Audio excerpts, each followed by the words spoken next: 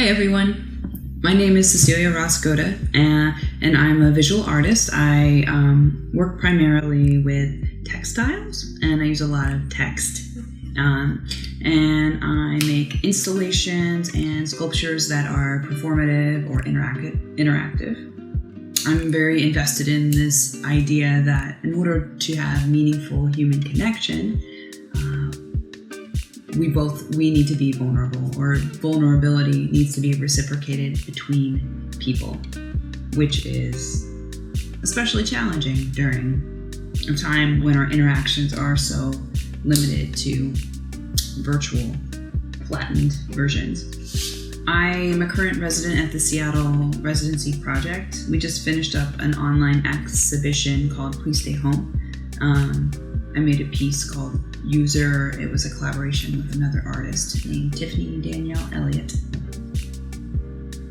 This is really hard.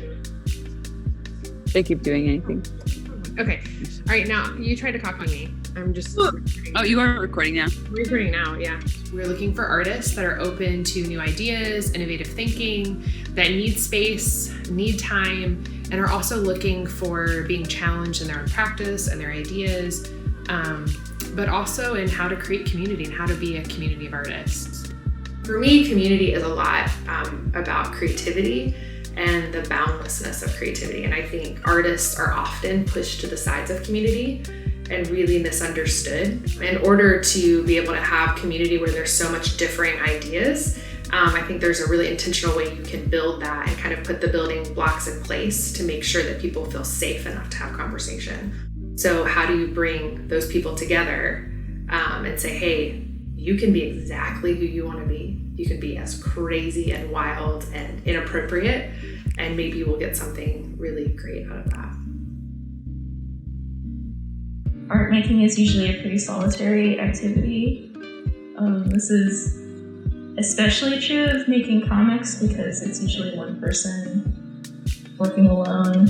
Years go by as you're working on different projects, and you're spending so much time alone, it starts to kind of have this cumulative effect on your brain and how you relate to people. It was actually one of my New Year's resolutions for 2020 to make a concerted effort to reach out to people and spend more time with people in person. The very first way that the residents would meet each other is we had this house a little bit up north, and everybody came in and we had like a couple days sleepover. The sleepover was awesome because that was the first time we all met each other.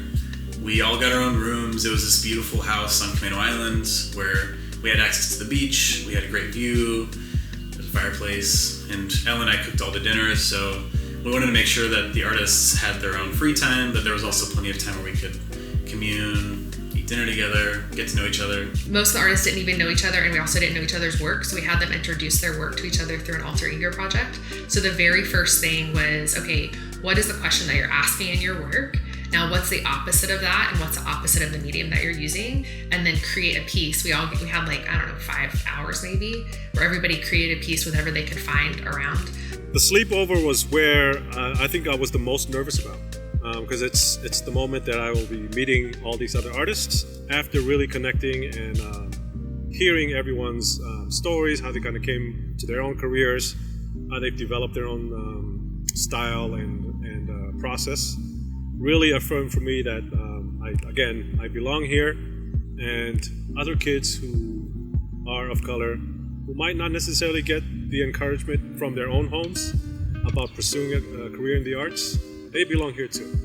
The biggest challenge for me was to feel like I even belonged. So I think Connor and Elle were fantastic at asking me how I was doing, what I was working on, and making me feel like I didn't belong. That's the title of my work for this show. Please stay at home. I'm glad we're all at home. Instead of being a physical group show in the gallery space, became a website with all of our work on it.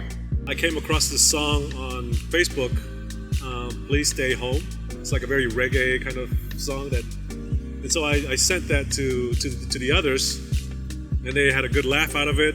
And Connor's like, oh my gosh, that's our theme. Please stay home. that was also part of our connecting digitally, was to kind of grieve with each other about what it meant to move from being super excited, high energy about going into a space where we could just literally shout down the hall to each other.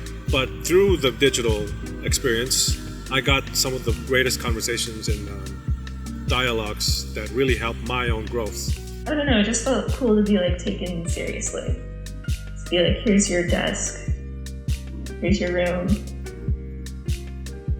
Whatever you're gonna make there, we'll take it seriously at critique night. That was very filling. I was very much encouraged to think beyond just the mediums that I'm always used to working in. And that wouldn't have happened, I don't think, had I not been part of this program. For me, creativity is so much like pouring gasoline on a fire that like when I'm in another room with another artist and we're both working on our practice and we're talking about it, I get to exist in this non-linear creative space with another creative, and I just feel like my mind just lights up and my work just propels out much faster. Most of my work has to do with that intersection of human connection and mediation through technology and documentation. So for me, the residency going digital and having to learn how to build community in an artist residency through screens was like perfect playground for my work. Thank you all so much for being here. Really appreciate y'all. Love y'all. And yeah, thanks. Thanks for watching. And I hope you're all doing well, staying healthy. Okay, bye.